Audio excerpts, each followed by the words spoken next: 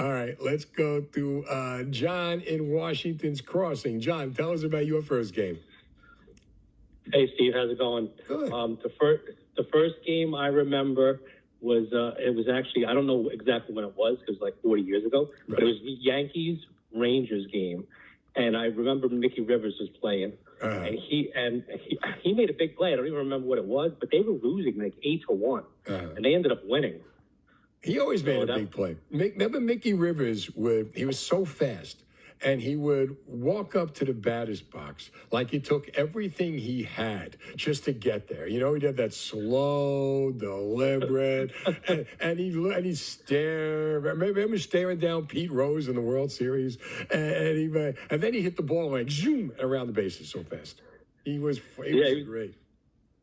Yeah, and by the way, speaking of the Yankees, I got to give you a quick thank you because I did watch that series that you were talking about, the 1990 thing. Oh, yeah. What'd you think? Wasn't that great? Oh, yes, but I didn't know a lot of that stuff, I got to tell you. Good. So you were right. If you're a Yankee fan, you should watch that series. It's mandatory. It is. I told Ricky Ricardo about it. It is mandatory because I got back into the Yankees that year, and they were horrific.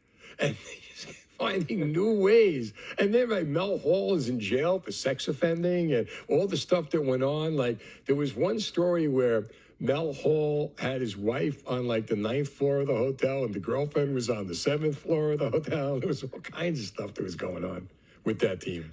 Yeah. Well, what's crazy about him, he swears that, like, hey, I was really in love with her and I did nothing wrong, whatever. Like, watching them. She was 15. They were ripping him apart. Yeah, and you know what else? That is the team that laid the groundwork. Because I remember, like, slowly but surely, like, they wouldn't sign any free agents. The next thing you know, they got Mike Gallego. The next thing you know, they got Steve Sachs. I think it was Sachs already there. But they just slowly turned that team in 6 years into a World Series. I mean, look at the Phillies. They're still trying to do it. But it took 6 years to get from the worst team in history, to the World Series in '96 with Charlie Hayes jumping into catching the ball at the end. Yeah, and Boggs riding the horse. John, thanks for the call to New Jersey 101.5.